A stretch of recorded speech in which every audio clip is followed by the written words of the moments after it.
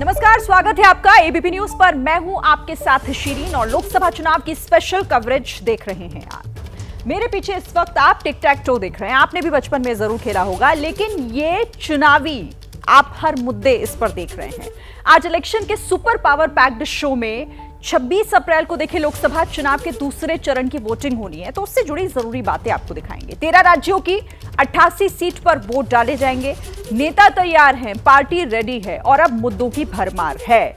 और जिस तरह से देखिए वो मुद्दे जो दूसरे फेज के चुनाव में लोगों के बीच ले जाए जा रहे हैं, बीजेपी ने कांग्रेस के मैनिफेस्टो को मुद्दा बना दिया और कांग्रेस महंगाई, बेरोजगारी के साथ जातिगत जनगणना पर जोर दे रही है।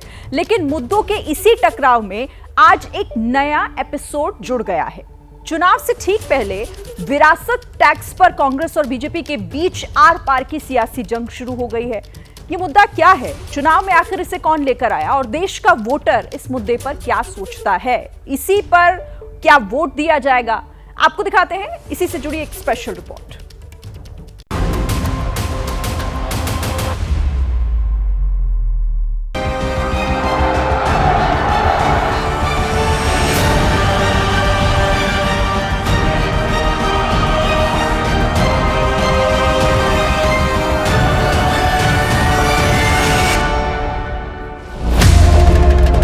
साहिवान, मेहरबान, कदरदान, चुनाव में मुद्दों का टिक टैक टो यानी जीरो काटा शुरू हो गया। चुनाव के पहले सीन में विकास, बुनियादी ढांचा, सुशासन, फ्री राशन की बात हुई। विपक्ष ने महंगाई, बेरोजगारी का दांव चला। अब तक मंदिर मुसलमान की बात नहीं आई थी, लेकिन पहले चरण के बाद हवा बदली, मुद्दे बदलने लगे। अब एक बार फिर कर्नाटका में कांग्रेस ने धर्म के आधार पर आरक्षण दे दिया है और इसके लिए उन्होंने गैर कानूनी तरीके से एक चालाकी की है। इन सबको ओबीसी कोटा में डाल करके ओबीसी को जो हक मिलता था उसका बहुत बड़ा हिस्सा उसने छीन लिया और धर्म के आधार पर दे दिया। और मैं गारंटी करके कह रहा हूं, जो कांचा जी ने कहा, आप लिख लो, जाति जनगणना को कोई शक्ति नहीं रोक सकती है। और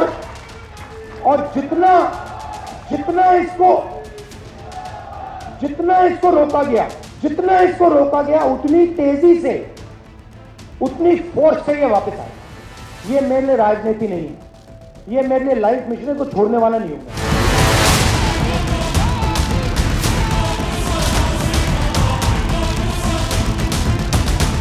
इंडिया अलायंस और एनडीए के नेताओं के बीच जीरो काटे वाले गेम का दूसरा दौर भी समझ लीजिए। दूसरे सीन में मुसलमान, मनमोहन सरकार, मंगलसूत्र वाले मुद्दों की जुगलबंदी दिखी।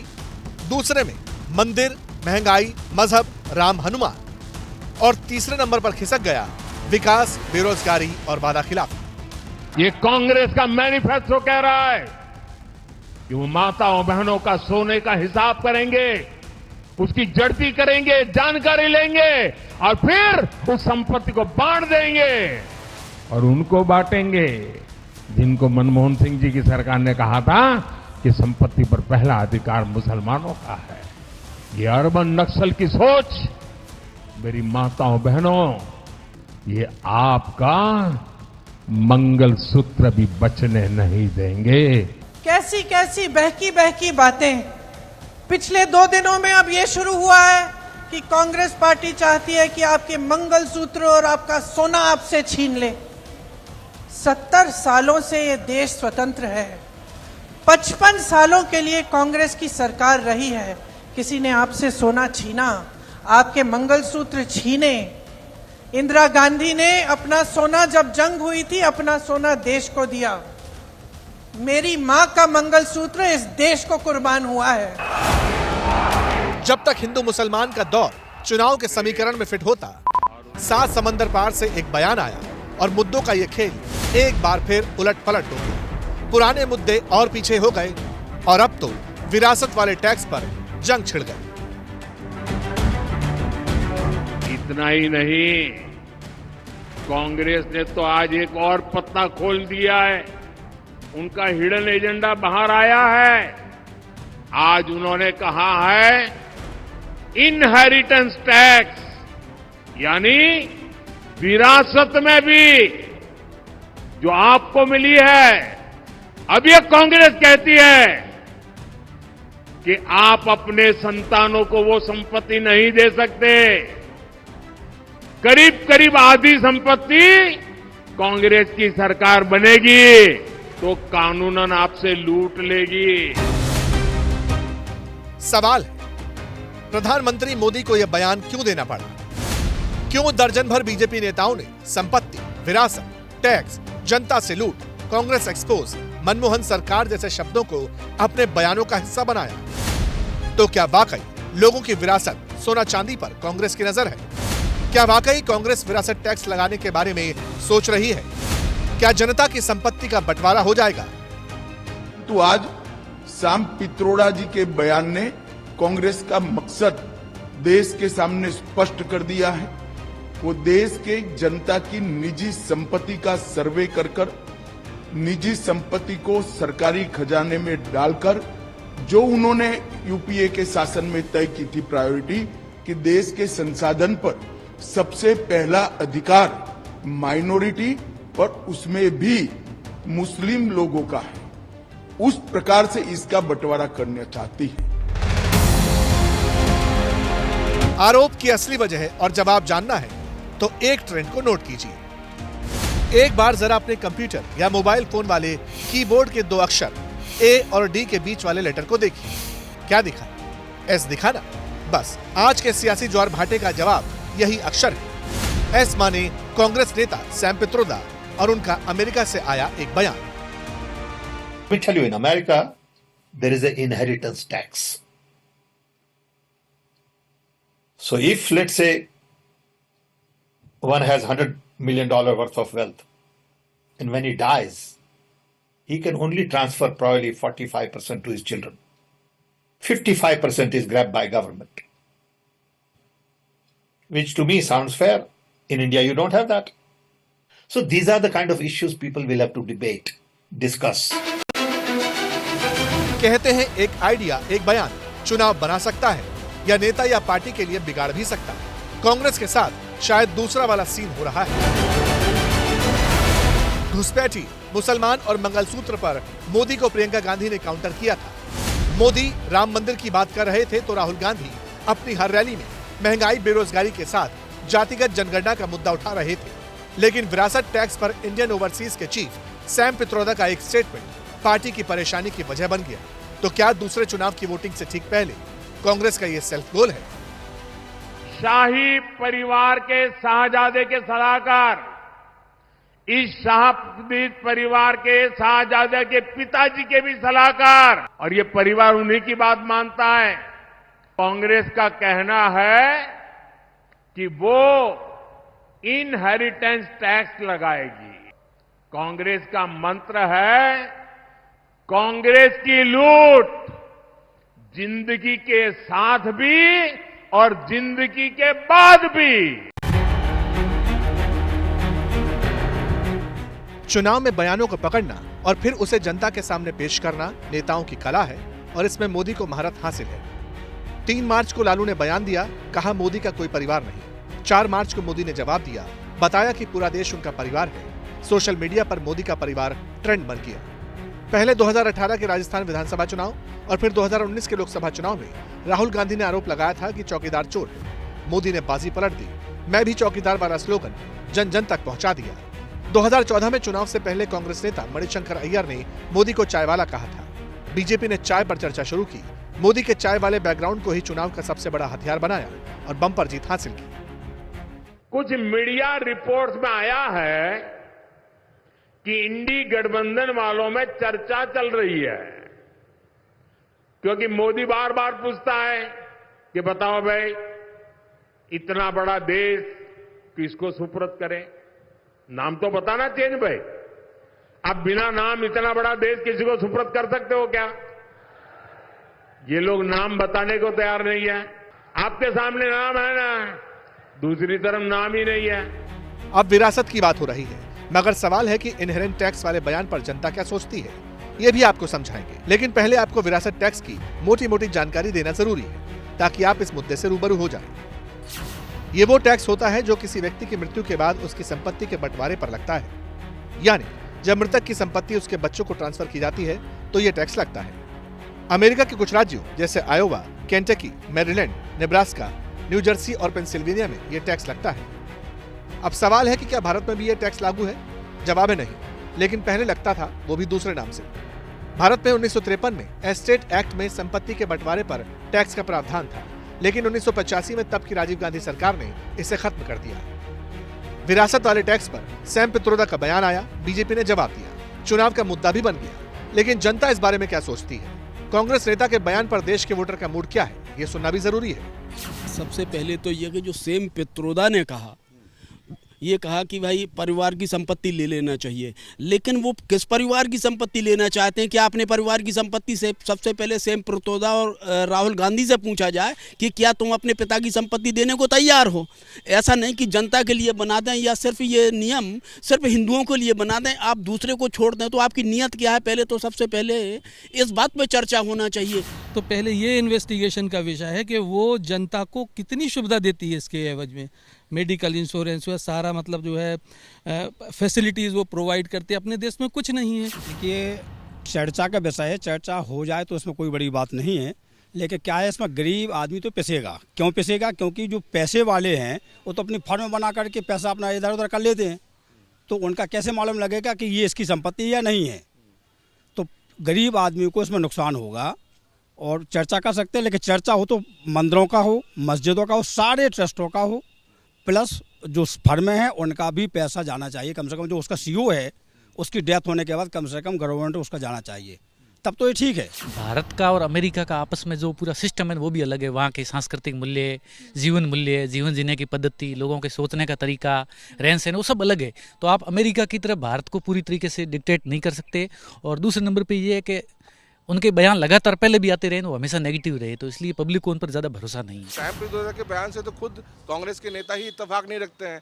तो ये कांग्रेस की विचारधारा से अलग या पार्टी से अलग जाके अगर कांग्रेस का कोई नेता बयान दे रहा है तो उसके ऊपर कार्रवाई भी तो नहीं होती है। भाई कार्रवाई कर दें तो जैसे मैसेज जाना चाहिए, एक मैसेज, एक बड़ा मैसेज जाएगा कि भाई आप कांग्रेस का स्टैंड इनके साथ नहीं है।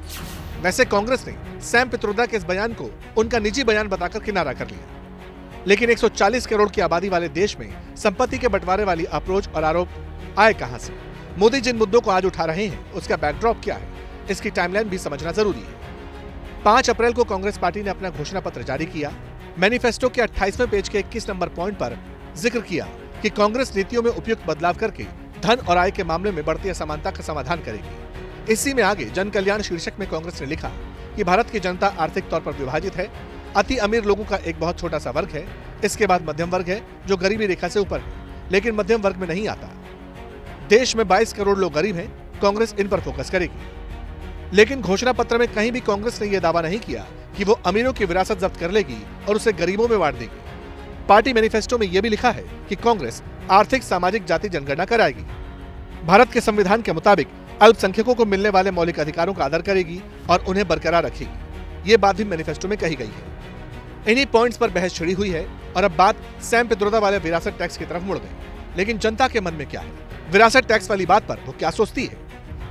कांग्रेस कह रही है कि ऐसा कानून अमेरिका में है, तो अमेरिका का कानून जो है हिंदुस्तान में भी लागू होना चाहिए। सबसे पहले तो जो नेता है ना, उनकी जो संपत्ति है पहले उसको गरीबों में बांटो, फिर पब्लिक की देखो, वो सबसे बढ़िया है जी। हम तो केवल यही कहेंगे और कुछ नहीं, बस उन्होंने कमाया उसको पहले बांटो। हाँ, पहले वो बांटो, उसके बाद में जो पब्लिक है उसकी तो फिर बटी जाएगी। नहीं, सरकार ले ले उसमें कोई वो नहीं है, सरकार ले तो अच्छी बात है, अगर उसका कोई नहीं है, अगर आधी संपत्ति ले लेती है, लेकिन वो गरीबों में बढ़ जाए वो ज़्यादा बढ़िया है। और ऐसा ना हो कि अधिकारी लोग या नेता लोग अपने अंडर में कर ले, उसका दुरुपयोग हो, वो गलत है। सैम पित्रोदा जो बोल रही है उसका मैं खंडन करता हूँ। जो भारतीय जनता पार्टी लोग देने पर विश्वास करती है, ना कि लेने पर, और जो कांग्रेस वाले लोग बोलते हैं कि हम उसको लेंगे, वो बहुत गलत है। बिल्कुल उसको नुकसान उनको भुगतना पड़ेगा, क्योंकि ऐसी बयानबाजी से बचना चाहिए। ये लोकसभा का चुनाव है और यह लोक तक जन तक ये चीज़ें पहुंचती हैं, तो जन तक अपने आप को खुद डिस्पोज कर रही है, तो ऐसी चीज़ों से उनको बचना चाहिए। तो वाकई में सही कहा हमारे मित्र ने, सेल्फ गोल कर रही है कांग्रेस और ऐसी चीज़ों से उनको बचना चाहिए। ये सबसे बड़ी बात है कि एक देश में आज जो देश है युवाओं का देश है, और अधिकतर जो वोटर्स हैं, लगभग 62 से 63% जो वोटर्स हैं वो युवा है, और उसमें युवाओं के साथ साथ उतनी ही हिस्सेदारी महिलाओं की भी है। आज युवा और महिला जो है वो इन सब बयानों पे ध्यान नहीं दे रहे हैं। आज वो देख रहे हैं कि कौन सी शासन देश में क्या कर रही है। और देखिए, कोई कितना भी बात कर दे, आफ्टर ऑल परफॉर्मेंस के बाद जो रिजल्ट आता है, रिजल्ट डज मैटर्स। रिजल्ट बता देता है कि जनता का मूड क्या है। जनता के रिस्पांस और बीजेपी की एग्रेसिव अप्रोच ने विरासत टैक्स वाले मुद्दे का आकार बड़ा कर दिया। कांग्रेस सत्ता में तो आपने बोला आएगी, तो कांग्रेस तो सत्ता में कहीं दिख रही नहीं है। जितनी सीटें चाहिए बहुमत के लिए उतने पे तो कांग्रेस लड़ रही नहीं है, और कांग्रेस सत्ता में तो आ ही नहीं सकती है। मोदी सरकार बन रही है। ये कांग्रेस जनता को बरगलाना चाहती है। भारत की जनता बहुत समझदार जनता है। भारत अब विकसित राष्ट्र की तरह आगे बढ़ रहा है, तो भारत की जनता समझदार जनता है। भारत की जनता कांग्रेस के बरगलाने में नहीं आएगी। भारत की जनता नरेंद्र मोदी जी के साथ रहेंगे और राष्ट्र हित के साथ रहेंगे। इसी संकल्प के साथ कांग्रेस के जिन्होंने भी ये शब्द कहा है, मैं उनको चेतावनी देना चाहता हूँ। ये तुम जो बरगलाट करते हो, ये गुटपुटाट करते हो, जो बरसाती मेंढक की तरह तुम जो चुनाव में बाहर आते हो ना, जो घोषणाएं करते हो, वो होगा, ये सब कुछ नहीं है। जनता को मत बगलाओ। तुमको देखो, तुमने जनता को बगलाया, जनता ने तुमको ठिकाने लगा दिया। जनता इस चुनाव में भी तुमको ठिकाने लगा देगी ढंग से। 20 की संसद में 20 लोग में सिमट जाएगी कांग्रेस इस बार। मुझे ये लग रहा है जिस हिसाब से बयान दे रहे हो। देखिए, हालांकि मैंने ये बयान सुना नहीं है, लेकिन जिसने भी ये बयान कहा है, ये भारतीय मूल्यों के खिलाफ है। क्योंकि भारत एक ऐसा देश है जहाँ इसकी संस्कृति, यहाँ की परंपरा अमेरिका से बिल्कुल भिन्न है। यहाँ पारिवारिक मूल्यों की महत्ता ज़्यादा है, संवेदनाओं की, एक दूसरे के प्रति लगाव की। अमेरिका में क्या चलन है वो हो सकता है, वो यहाँ कभी भी लागू नहीं हो सकता, ना लागू होने दिया जाएगा। ये कानून हिंदुस्तान में जो कानून है वो हिंदुस्तान के हिसाब से चलना चाहिए। जो वो अपनी पब्लिक को फैसिलिटी देते हैं अमेरिका वाले, वो इंडिया वाले देते हैं क्या? तो हम उनका कानून क्यों माने? वो अपने जो सिटीजन्स को कितनी देते हैं, बेसिक फैसिलिटी देते हैं। यहाँ क्या फैसिलिटी है? यहाँ तो पुरखों को कमाया वही है हमारे पास, उसी को आगे चलाना है। इसलिए मैं ये कानून नहीं मानता। ऐसा तो कहीं भी नहीं होना चाहिए। संविधान में ऐसा कहीं नहीं लिखा है कि ये ऐसे परिवर्तन होने चाहिए। अभी जो सैम पित्रोदा जी ने जो ये बयान दिया है, उससे तो उल्टा उनको लॉस ही हो रहा है। जो कांग्रेस की सरकार बनने के लिए सोच रहे थे, वो 20 सीटों पे ही सिमट जाएंगे। सैम पित्रोदा जी हमेशा विवाद में रहे हैं, और उनका जो भी बयान आता है वो विवादित ही होता है। शहर दर शहर इस पर बहस होने लगी, लेकिन सवाल है, क्या ये मुद्दा चुनाव में चलेगा? क्या वोटर विरासत टैक्स के नाम पर अपना वोट डालेगा, या फिर उसके लिए मुद्दे कुछ और भी हैं? कैसे हो जाऊं तेरी इबादत में फना, मैंने मांगी थी नौकरी और तुमने थमा दिया नून तेल और चना। तो एक दर्द है हम सभी छात्रों का। रोजगार के लिए यहाँ कितने वर्षों से हम लोग अथक प्रयास कर रहे हैं, मेहनत कर रहे हैं। कभी एग्ज़ाम निकलता भी है तो पेपर आउट हो जाता है। वैकेंसी जो है कोर्ट में चला गया मामला, 3 साल 4 साल, उम्र निकलती जा रही। लोगों का, रिश्तेदारों का ताना, मतलब बहुत सारी परेशानियां हैं। सब झेलते हुए फिर भी हम लोग डटे हुए हैं। एक उम्मीद है कि एक न एक दिन, उम्मीद पर दुनिया कायम है। आप बताइए, क्या नाम है आपका? अतुल दुबे मेरा नाम है। अतुल जी, ये बताइए कि क्या लगता है कि इस बार जो नई सरकार बनेगी, किसी की भी बने, वो सोचेगी आप लोगों के बारे में, प्रतियोगी छात्रों के बारे में? जहाँ तक तो लगता है कि सरकार हम लोगों के बारे में सोचेगी, और जो ये पेपर लीक का मामला है उस पर भी वो ध्यान देगी, और एक कड़े कानून लाएगी जिससे कि और अच्छा सुधार हो और आगे पेपर लीक के मामले ना हो। देखिए, भारत एक बहुत ही विविधताओं भरा देश है, तो यहाँ पर शिक्षा का मुद्दा कहीं ना कहीं एक आखिरी पंक्ति की ओर चला जाता है, क्योंकि यहाँ पर धार्मिक मुद्दे बहुत ही चर्चे में रहते हैं, और राजनीतिक एक दूसरे के ऊपर दोषारोपण करना ये भारत की राजनीति का एक अहम हिस्सा बन चुका है। इसी कारण मुझे लगता है कि शिक्षा का जो मामला होता है वो कहीं ना कहीं पिछड़ा जाता है। जो भी सरकार आती है, लेकिन उसमें उनका एजेंडा मतलब हर तरफ, हर क्षेत्र में होता है, लेकिन जो शिक्षा के क्षेत्र होता है वो सबसे लास्ट में आता है, और वो भी तब आता है जबकि अगला चुनाव आने होता है, तब वो नई नई भर्तियाँ निकालते हैं। और उसके बावजूद भी जो परीक्षाएं होती हैं, 4-5 साल 7 साल जो तैयारी करके परीक्षा देते हैं, वो पेपर लीक हो जाता है। प्रतियोगिता छात्र का ना समस्या किसी छुपा हुआ नहीं है, बहुत ही सिंपल सा है। कि हम लोग को सबसे पहले रोज़गार के लिए यहाँ पे हैं, अपने घर से दूर यहाँ पे रोज़गार के लिए, सिंपल सा है। सवाल है जिस एग्ज़ाम के लिए हम लोग तैयारी करते हैं, जिस परीक्षा के लिए तैयारी करते हैं, वो एग्ज़ाम हम लोग अपीयर भी हो रहे हैं, जैसे कि इन्होंने बताया कि फॉर्म आ भी रही है, एग्ज़ाम हो भी रही है, तो एग्ज़ाम सेंटर से बाहर निकले और मालूम चल रहा है कि पेपर लीक हो गया। यानी मतदाता के पास मुद्दों की कमी नहीं है, लेकिन सरकार के पास इन मुद्दों के लिए कितना वक्त, या फिर इस बार भी गाड़ी विरासत टैक्स जैसे मुद्दे पर सियासत के स्टेशन पार कर जाएगी। जैसे ही घड़ी का काटा दोपहर 2:30 पे आए, बबीता जी का दिल सास बहू साजिश के लिए मचल जाए। और ये है इनकी बहू, पूरे दिन ऑफिस की टेंशन हो जाए गॉन जब ये करें अपना फेवरेट शो फ्री टाइम पे ऑन। इनकी तरह आप भी देखिए अपना फेवरेट शो अपने टाइम पर और डाउनलोड कीजिए ABP लाइव ऐप अपने स्मार्ट टीवी पर।